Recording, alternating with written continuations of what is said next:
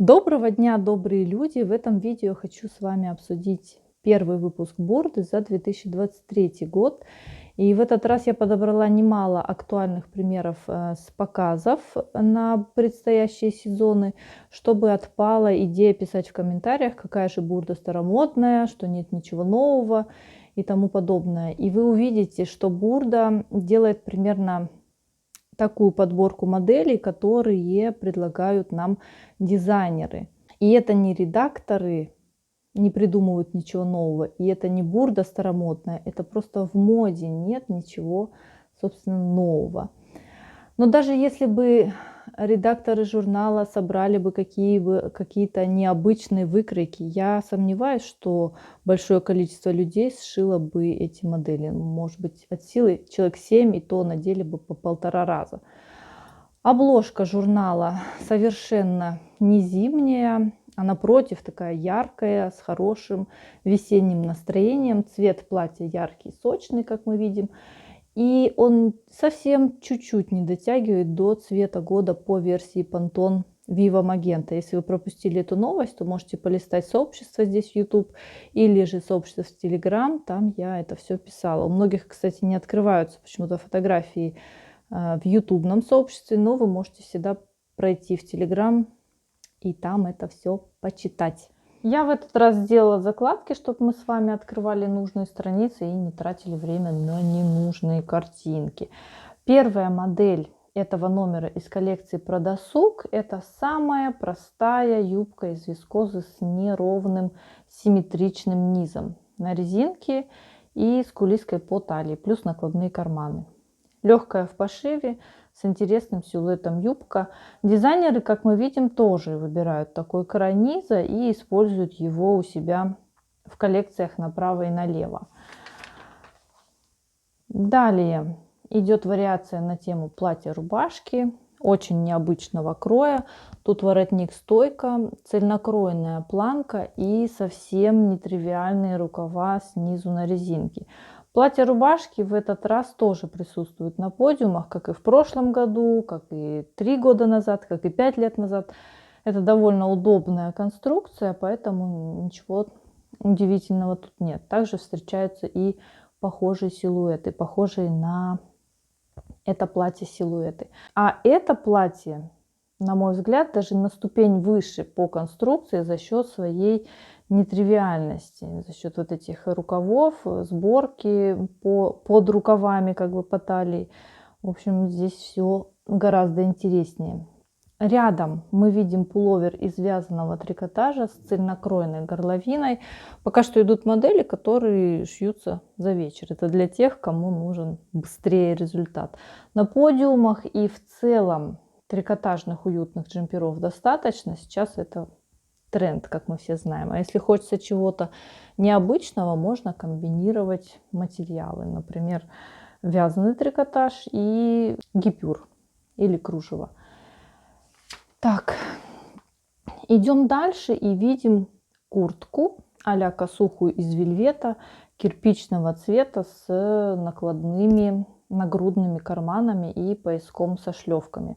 Такие укороченные приталенные жакеты уже не новость, они с нами так и остаются. И еще смелее осваиваются в гардеробах.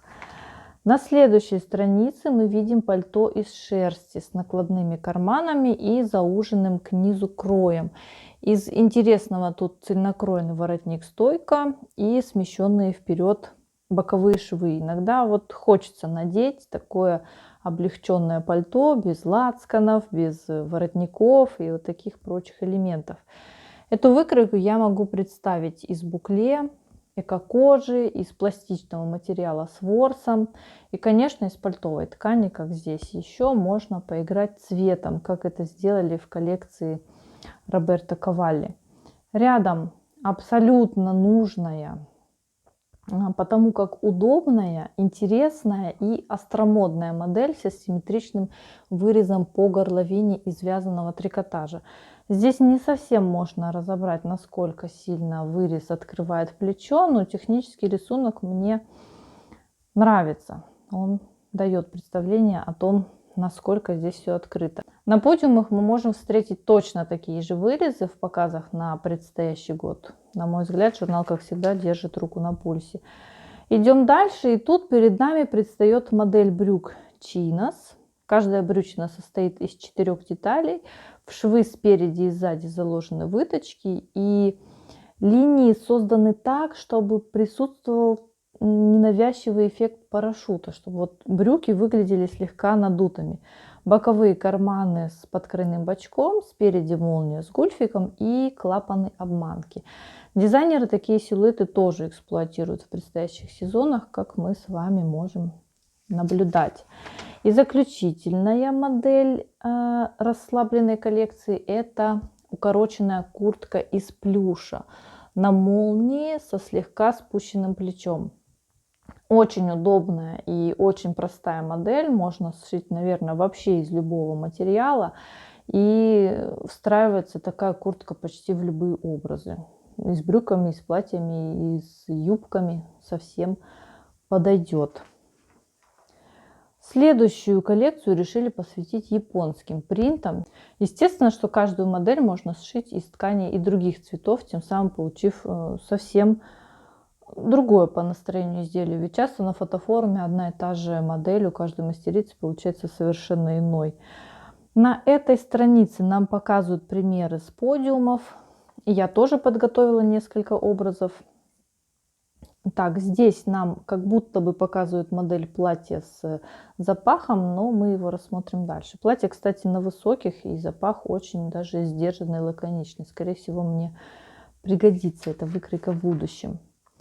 На следующем развороте мы видим выкройку жилетки, воплощенную из искусственного меха, и брюки Chinos снова, но уже без клапанов и из хлопка. Если говорить о модных тенденциях, то жилеты, в общем-то, никогда не записывали в антитренды. Они всегда были, есть и в предстоящих сезонах тоже будут. А брюки с такой конструкцией как раз активно показаны в разных коллекциях. Особенно изящно они смотрятся из мягких скользящих материалов. Далее мы видим, вот как вы думаете, что это такое? Я слегка удивилась, прочитав, что это свитшот, и сшит он из футера. Я думала, это что-то из ткани. Конструкция несложная, но любопытная. Прямой крой, здесь спущенное плечо, но вертикальные детали визуально сужают линию плеча.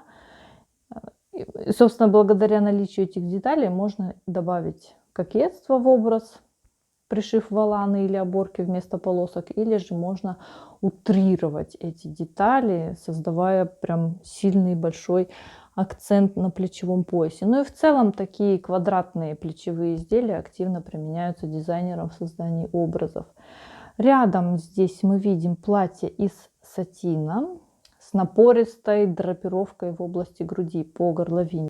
Такие драпировки, я имею в виду драпировки возле лица, также часто встречаются на подиумах в различных вариациях. А в прошлом сезоне вообще было платье один в один и тоже из сатина.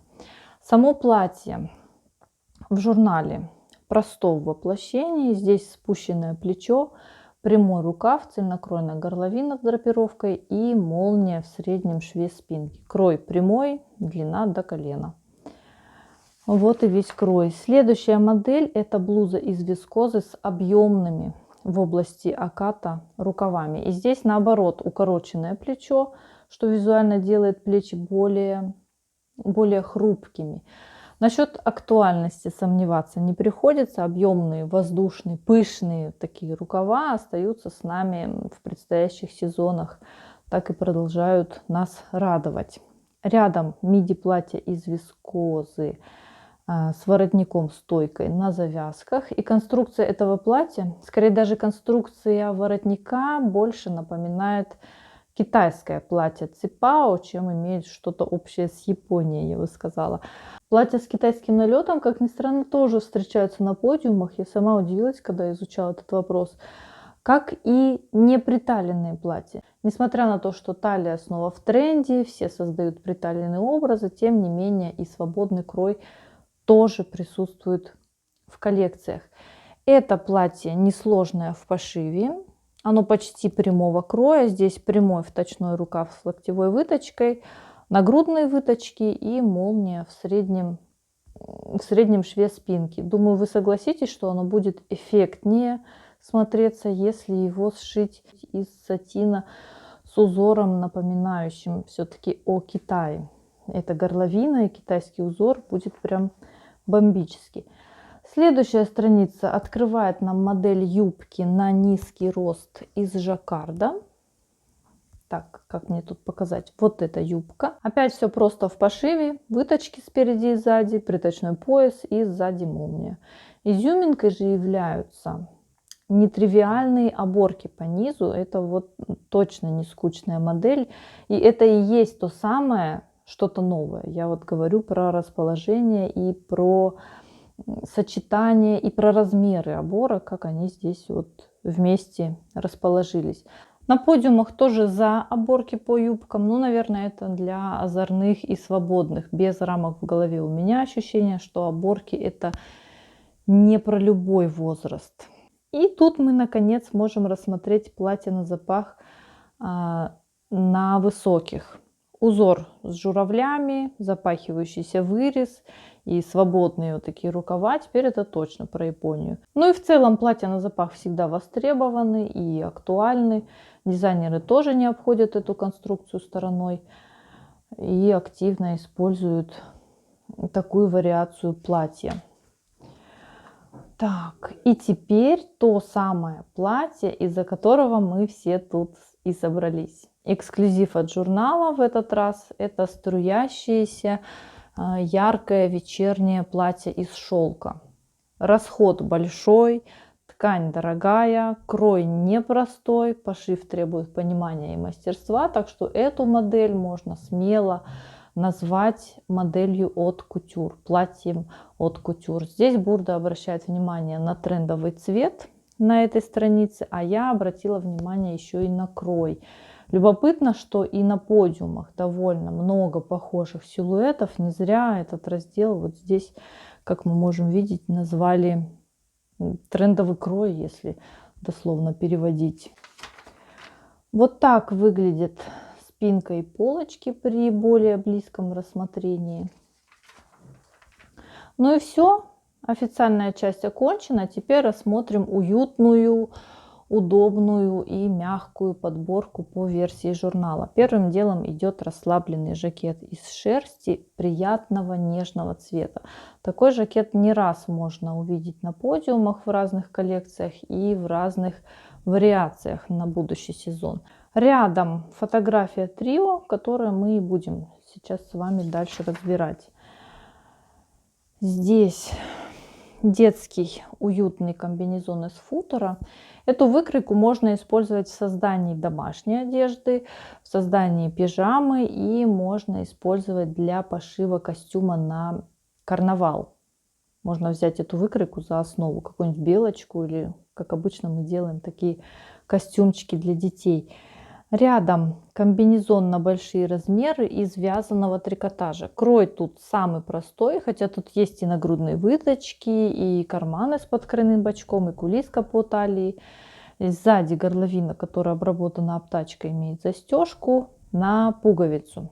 Конечно, можно сшить и домашний уютный комбинезон, а можно взять какой-нибудь ядреный сверкающий материал и своять праздничный наряд. Поэкспериментировать, так сказать. Еще один уютный образ – это пуловер и широкие брюки с накладными карманами из вязаного трикотажа. Очень привлекательны, на мой взгляд, такие монохромные, уютные образы за счет своего удобного посыла. В пошиве обе единицы достаточно простые, и в журнале есть еще и мастер-классы по их пошиву. А рядом детские брючки, тоже из вязаного трикотажа. Вообще я сомневаюсь насчет изделий поясной группы из вот вязаного трикотажа. Будь то брюки или даже юбка, он довольно рыхлый, что создает возможность образования пузырей в области колен. У кого вот есть опыт в этом вопросе, напишите мне, пожалуйста, в комментариях, потому что моя трикотажная юбка полностью повторяет силуэт согнутых колен. Я когда встаю, хожу, эти колени выпирают, что смотрится довольно неэстетично. Далее идет джемпер из комбинации вязаного трикотажа и вискозной ткани на большие размеры. Здесь воротник стойка с кулиской и шнурком, спущенное плечо и рукав на резинке. И по низу тоже продеты шнурки в кулиски, присбаривая низ изделия. Удобно, нетривиально, но тем не менее лаконично. Тут еще одно воплощение юбки с неровным краем из сатина. Можно не пришивать карманы и сшить эту юбку из материала в полоску. Получится очень заметная, очень активная юбка в образе. И еще раз джемпер уже из однотонного футера. Вообще такие прямоугольные верха, как мы с вами уже заметили в примерах, довольно часто встречаются в образах, и выглядит это все достаточно гармонично. Поэтому эта выкройка достойна рассмотрения и, как следствие, пошива. Дальше идет прямая юбка из футера на большие размеры. Здесь мы видим резинку и кулиску по талии и накладные карманы. Это простая домашняя юбка актуальной длины, что можно увидеть из примеров. А если эту выкройку воплотить из блестящего трикотажа или из трикотажа с напылением, то можно за час получить вещь на праздник. Не только вот такую простую домашнюю юбку. Так, идем дальше. И тут у нас 3 модели на рассмотрении на этом развороте. Одна из них длинный кардиган на большие размеры из вязаного трикотажа. И судя по техническому рисунку, выкройка ровно такая, как я люблю. Плечо на месте, шалевый, лаконичный, гармоничный воротник, нагрудные выточки имеются и аккуратные накладные карманы. Ничего лишнего, все только нужное. Только жаль, размер не мой. Но в прошлом выпуске был жакет похожего кроя, и с той выкройки можно вполне сшить точно такой же кардиган на стандартные размеры. Так, а что нам подиум скажет насчет такого образа? А подиум говорит, что смотрится он гармонично, с налетом аристократичности, несмотря на расслабленность из-за материала, который используется в пошиве. Поэтому, наверное, поэтому я люблю вот такие длинные кардиганы, чтобы без лишнего объема, по фигуре более-менее. А рядом мы видим модель платья с пелериной, что в наше время снова становится свежо, интересно, актуально. И что самое любопытное, такое платье чуть ли не один в один есть в одной из коллекций на будущую осень. Так, и рядом блуза с драпировкой по горловине. И здесь бы я вам хотела показать платье из Зары, которое можно воплотить, соединив 2 выкройки. Эту блузу и юбку из Книп моды. Получится просто аналогичный силуэт. Можно даже не объединять в платье, а носить как блузу и юбку. Так, далее мы видим пижаму, состоящую из брюк и блузы из вискозы. Брюки прямого кроя на резинке и с боковыми карманами. А блуза — это укороченная версия предыдущего кардигана. И обе модели в пошиве не сложны.